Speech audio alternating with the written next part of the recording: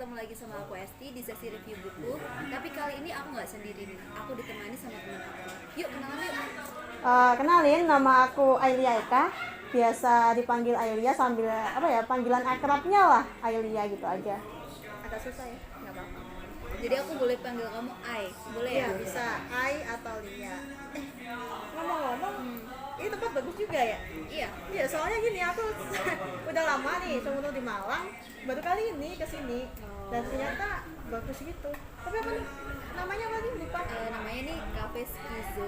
Jadi ini tempatnya tuh di Jalan Candi Mendut nomor 39 Soekarno-Hatta.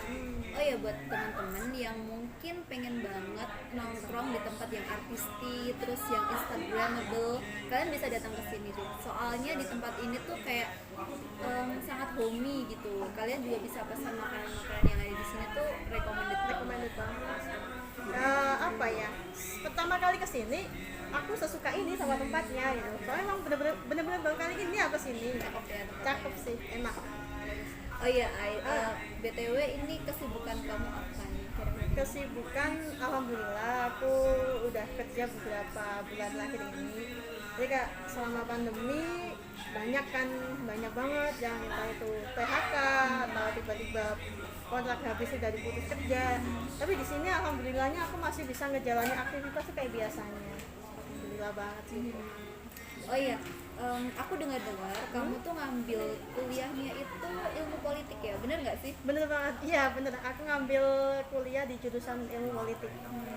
Kenapa sih kok kamu berani ngambil studi itu? Kenapa ada yang menarik buat kamu tentang ilmu politik? Kenapa ya, semua itu banyak banget yang tanya kenapa aku ambil jurusan ilmu politik gitu. Di satu sisi jadi gini, awalnya dikit curhat ya ini. Awalnya dulu aku sempat daftar di STAN, terus aku gagal di tengah tes. Akhirnya ya namanya orang gagal pertama pasti ngedown, pasti ngedown kan semuanya. Itu terus akhirnya aku udahlah, mau pilihan kuliah di mana aku udah kayak ya udah setelah terus ibu aku nyaranin ambil sosial politik aja, di politik aja kayaknya ini sesuai, mungkin passion. Ibu aku melihat aku orangnya banyak omong atau apa gitu ya, mungkin karena itu akhirnya diarahin cobalah ilmu politik gitu. Ya udah aku coba, alhamdulillah terima. Berarti kamu ini ngambil ilmu politik di mana nih? Aku pengen tahu. Aku kuliah di ilmu politik UB. Oh UB, Brawijaya, berarti Malang juga ya? Iya. Angkatan 2016. Baru banget lulus dong. Alhamdulillah baru banget, tapi belum wisuda nih. Oh gara-gara iya, pandemi. Jangan banget. Iya. Masih nunggu ya. Masih nunggu, nggak tahu kapan. Sabar. Buat review buku kali ini tuh sedikit beda ya. Biasanya kan kalau aku review di episode sebelumnya tuh aku reviewnya buku yang agak ringan, buku tentang kemarin aku sempat hooligan, terus kemudian buku tentang punk. Nah sekarang ini aku kayaknya kita berdua mau review sebuah buku yang agak berat nih tentang politik, bener nggak sih? Iya agak berat. Iya sih, emang gitu lah, emang agak berat. Dan kali ini benar kita bakal nge-review buku perguruan tinggi bidang sosial politik. Ngomong-ngomong, ini masih ingat gak sih sama ini peristiwa pemilu yang lalu 2019? Oh iya, rame banget ya yang waktu rame ya. banget, banyak isu-isu yang mencuat. Masih ingat gak? Ada isu agama, bener nggak? Bener banget, kayak agama, ras itu menjadi suatu ini ya, istilahnya kayak bola panas ya, yang sensitif, berarti sensitif banget untuk dibahas gitu kan. Dan itu di semua kalangan pasti banyak yang ngebahas tentang hal itu. Nah, kali ini buku yang bakal kita review ini ada sedikit hubungannya, penjelasannya sama peristiwa pemilu 2019 yang lalu itu gitu. Oh gitu ya. Itu bukunya tentang apa sih? Maksudnya kayak judulnya apa? Untuk judulnya jadi gini nih, kita kenalin, kita bakal nge-review buku ini nih, kelihatan kan judulnya Multikulturalisme dan Politik Identitas dalam Teori dan Praktik. Ini karangan penulisnya itu Dr. Umar Suryadi Bakri, terbitan dari Raja Wali Pers. Untuk kamu jelasin sekalian spesifikasinya boleh ya? Untuk spesifikasinya, buku ini menggunakan kertasnya book paper jenisnya. untuk covernya sendiri ini soft cover. Lalu buku ini terdiri dari 282 halaman. Itu udah include dari awal sampai akhir, udah lengkap sampai biografi penulis, dari buka biografi penulis udah lengkap 282 halaman. Wah, kalau dilihat dari judulnya tuh kayaknya menarik banget gitu, dan kelihatannya sih ini adalah kayak buku wajib buat anak-anak sosial, bener gak sih? Iya. Kira-kira bahas apa sih Dalam buku ini udah pasti ya sesuai sama judulnya, pembahasannya itu mengenai multikulturalisme dan politik identitas. Nah, di sini dalam segi teori sama praktiknya. Jadi di dalam buku ini bakal dikupas mulai dari kayak multikulturalisme itu penjelasannya apa, pendefinisiannya apa aja, seperti itu, rinci politik identitas itu apa, kayak gitu, hubungan keduanya itu apa gitu, apa sih hubungan multikulturalisme sama politik identitas, kayak gitu. Berarti langsung ke ada studi kasusnya juga. Nah, pasti karena di sini kan udah jelaskan juga dalam teori dan praktik. Jadi ada pembahasan teori, penjelasan rinci, lalu praktiknya itu udah langsung ke case, contoh kasus langsung yang udah pernah terjadi sebelumnya. Oke, kalau isi bukunya secara rinci tuh apa aja? Ada berapa bab? Terus kira-kira di awal tuh apa aja pembahasannya gitu, bisa dijelasin nggak? Sebelumnya kenalin ini dari ini dulu ya, sebelum masuk ke bukunya babnya. Penulis ini dari beliau ini dulu adalah seorang akademisi di bidang HI, hukum internasional. Hubungan internasional. Iya, salah tipe salah. Hubungan internasional maksudnya. Nah, beliau ini adalah seorang dosen di beberapa universitas. Dan selain itu juga beliau mempunyai ini pernah berkarir di dunia penelitian atau riset, dan beliau sudah mempunyai lembaga riset sendiri, yaitu Lembaga Survei Nasional atau LSN yang telah didirikan sejak tahun 2006. Berarti sudah tersertifikasi lah istilahnya. Iya, sudah valid ya, lah. udah panjang, udah banyak. Udah isi dari buku ini pun juga beragam, berwarna gitu kan, karena background beliau yang dari HI itu tadi gitu. Lalu ini untuk isi bukunya, buku ini terdiri dari 11 bab. Nah, 11 bab ini isinya udah include rinci. Jadi mulai dari bab 1 sampai dari bab 7 itu awal beliau menjelaskan dengan rinci tentang apa sih multikulturalisme. Jadi kayak mulai dari definisi, pendekatan, selain itu asal usul. Jadi di sini sejarahnya juga dijelaskan di awal pembahasan. Konsep-konsepnya mulai dari konsep kebudayaan, konsep keanekaragaman budaya dan lain-lain itu juga include ada di dalamnya. Selain itu terutama teori-teori itu udah ada menurut siapa gitu. Menurut para ahli tentunya. Terus model-model multikulturalisme itu apa, jadi buat kalian yang nyari model-model multikulturalisme referensi ya. Iya, sebagai referensi. Lalu respon terhadap keanekaragaman, misalnya kayak asimilasi, toleransi. Toleransi itu juga dibahas di sini. Pengakuan publik kayak apa, respon-respon lainnya seperti apa, itu ada di sini. Nah, selain itu juga ada berbagai pembahasan terkait berbagai perdebatan tentang multikulturalisme. Sorry, agak belibet ya. Misalnya kayak multikulturalisme moderat sama radikal, separasi integrasi, maupun universalis sama relativis. Nah, di sini juga ada gimana sih hubungan antara multikulturalisme terus hak-hak minoritas, jadi ada hubungannya dengan hak asasi manusia. Nah, di sini ada dibahas juga di dalamnya. Dan untuk pembahasan multikulturalisme ini diakhiri sama gimana kebijakan multikulturalisme di beberapa negara demokrasi lain. Berarti jadi pembanding gitu ya. Jadi di sini nggak hanya ngebahas tentang Indonesia itu seperti apa, tetapi juga ngebahas di negara demokrasi lain.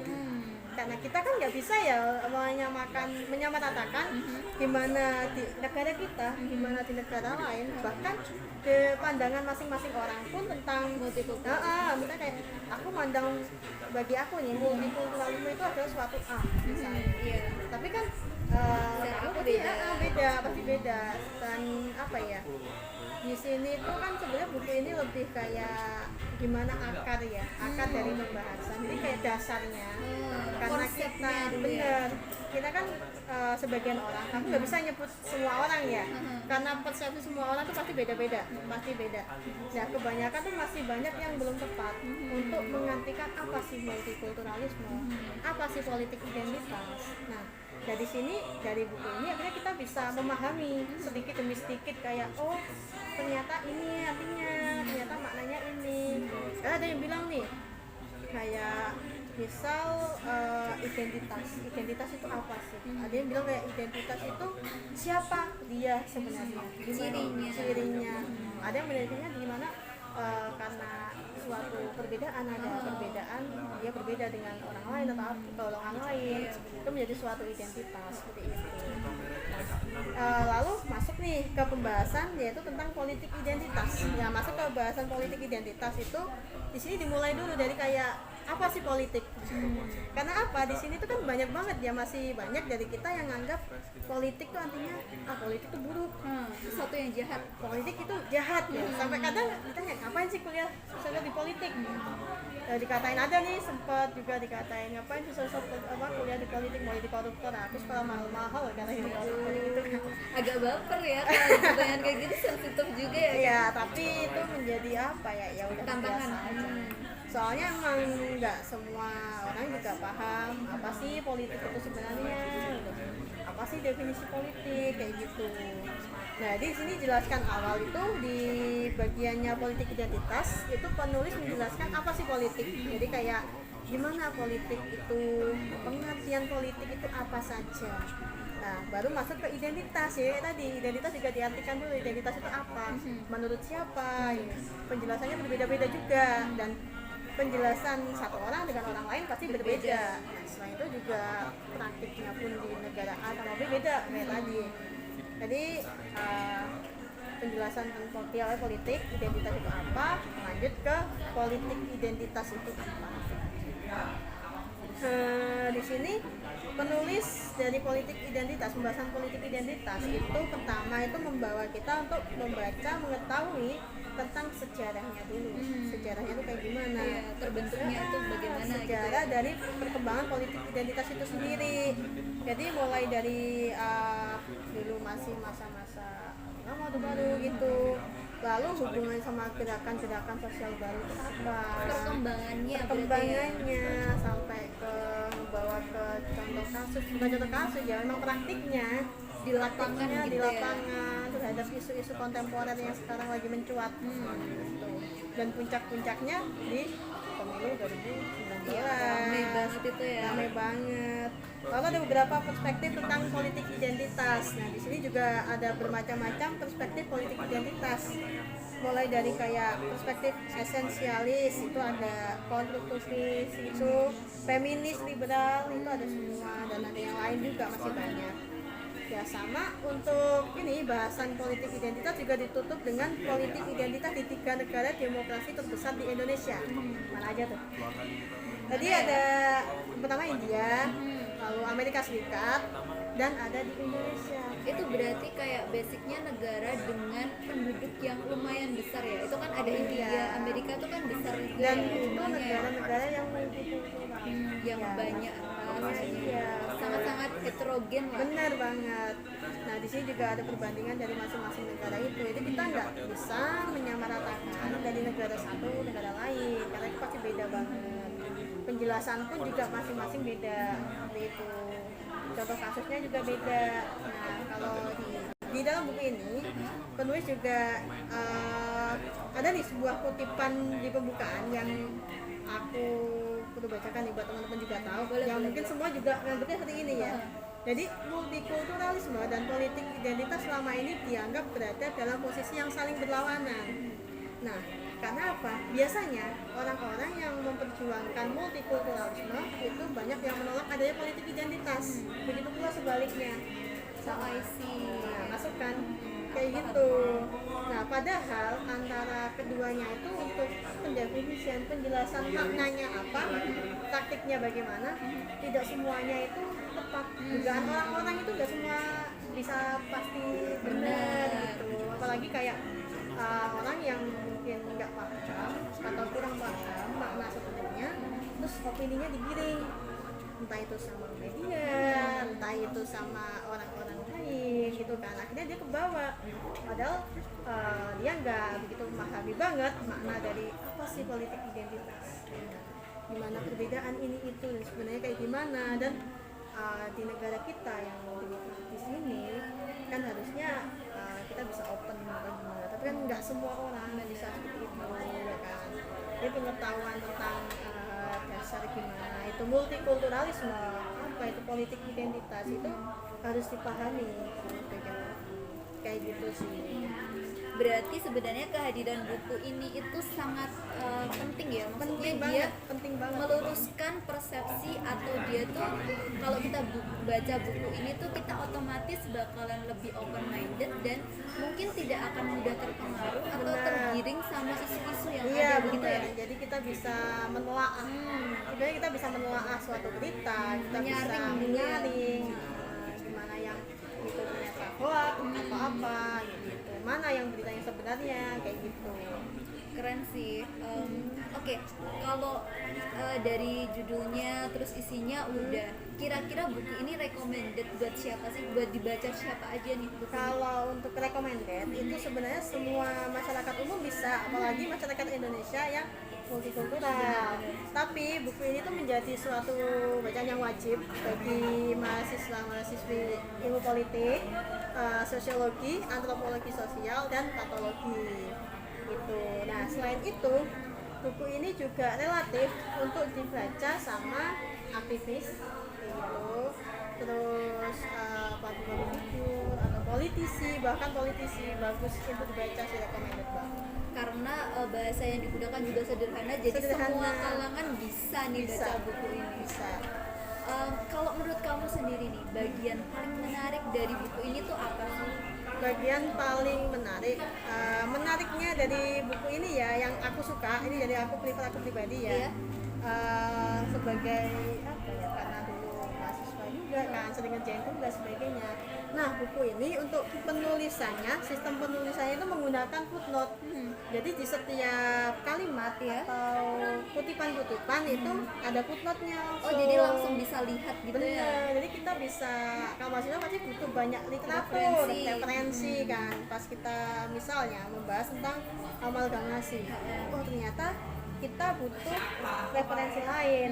Akhirnya kita nemu nih kayak, oh ini bisa nih kita cari di buku ini, ternyata bisa cari di jurnal ini kayak gitu. Itu bisa kita ketahui. Langsung di cross check.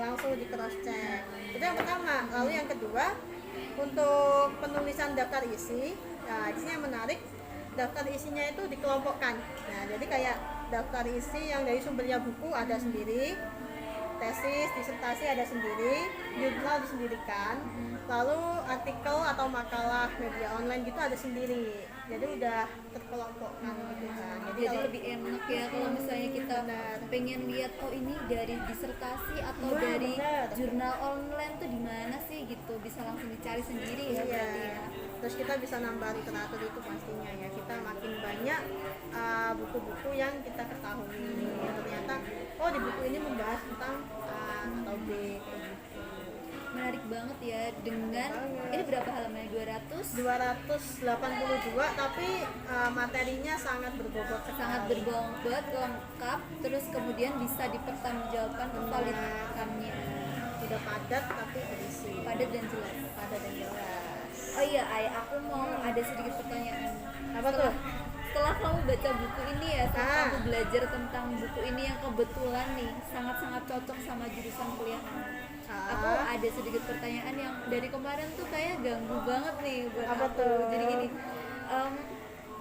di tengah masyarakat kita yang kayak gini nih, kalau misalnya kita menjumpai seseorang atau sekelompok golongan yang sudah secara terang-terangan itu mengidentifikasikan dirinya tuh dengan identitas tertentu, atau dia udah melabeli dirinya atas identitas tertentu, dan dia cenderung menolak suatu multikulturalisme. Kita sebagai, misalnya itu rekan kita gitu, kita sebagai rekan yang baik, kita tuh harus bersikap bagaimana sih? Ini pertanyaan yang sederhana tapi berat juga. Kayak apa ya? Jadi gini ya, kalau emang buku ini recommended buat ilmu politik, dan lebih tepatnya ini di ilmu politik kan kalau di buku ini ada kayak penjurusan lagi. Nah, ini lebih cocoknya, bukan lebih cocok sih, Lebih menjurus ke- lebih menjurusnya itu ke peminatan budaya politik. Karena di sini bukunya membahas tentang kultur, kebudayaan. Jadi lebih lingkupnya tuh lebih dipersempit lagi pada budaya, lebih fokus ke budaya politik gitu. Lalu untuk pertanyaan yang tadi, mungkin sebagian banyak yang mempertanyakan hal itu. Gimana sih kalau ada orang yang sudah kayak mengidentifikasikan dirinya sebagai ini, dan dia nggak mau open ke yang lain kayak gitu. Sebenarnya gini, kalau untuk hal seperti itu kita nggak bisa memaksakan kehendak orang lain untuk sesuai dengan apa yang kita mau, apa yang kita inginkan, kayak gitu kan nggak bisa. Apalagi kita tinggal di negara yang demokratis, yang sangat heterogen. iya, dan kita juga pasti bebas dengan kayak mau kayak gini, kayak gitu. Iya. Yang bisa kita lakukan kalau menurut aku, mungkin dengan kita, kalau itu orang-orang terdekat, kita mungkin masih agak mudah ya kita kasih tahu, atau misalnya gini ya, kasih tahu pelan-pelan, kasih tahu pemaknaan, pencerahan lah, kasih pencerahan. Iya. Lalu kita bantu dia untuk ngasih literatur atau apapun. Kita kasih tahu sebenarnya, misal ya, orang banyak melihat kan taunya dari berita, atau dari media sosial apa, terus kita bantu luruskan seperti itu. Terus kita bantu ngejelasin dasarnya. Itu yang paling penting tuh mengetahui dasarnya. Kalau seseorang udah tahu dasarnya itu gimana, dia nggak mudah terpengaruh karena dia udah paham.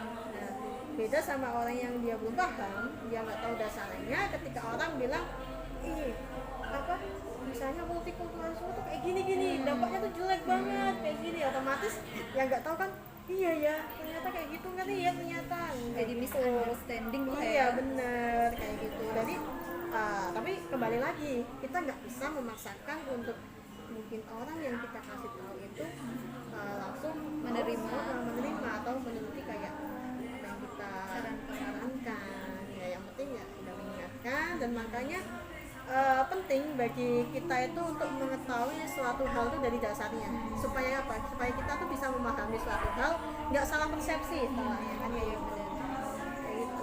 Jadi ya itu sih, menurut aku kayak gitu. Soalnya ya kalau dalam prakteknya memang agak susah ya kan, apalagi kalau dia udah fanatik atau apa, ya udah kayak berarti banyak bilang ya ini keyakinan aku kayak gitu kan, keyakinanku gini, ya udah yang penting kan kita bantu kasih tahu lah kayak gitu, itu sih menurut aku. Oke, ini aduh makasih banget nih, aku udah dikasih banyak ilmu baru, udah dikasih kuliah gratis sama Ailia yang Ya. anak ilmu politik UB, keren banget. Ya alhamdulillah kalau udah bisa membantu ya. Mohon maaf juga kalau masih banyak kekurangan, masih belibet ngomongnya kayak gitu, mohon maaf karena kalau kurang jelas mungkin bisa tanya aja ke aku langsung, nggak apa-apa sih. Makasih juga udah diajak ke tempat yang nyaman banget sih, enak.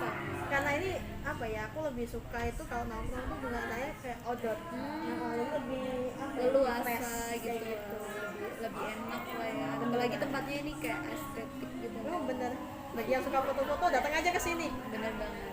bagus banget ini view. Oke, pembahasan kita tentang multikulturalisme dan politik identitas mungkin sampai di sini aja ya. Thank you buat kalian yang udah simak kita dari awal video sampai akhir video.